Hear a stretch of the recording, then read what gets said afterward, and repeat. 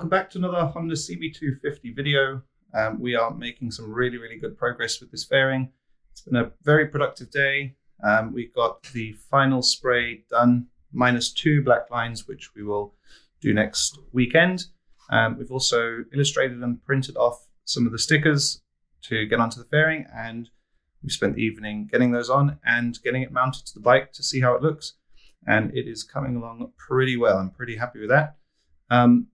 Here's what we did. Enjoy the video. We'll see you in the next one. Bye.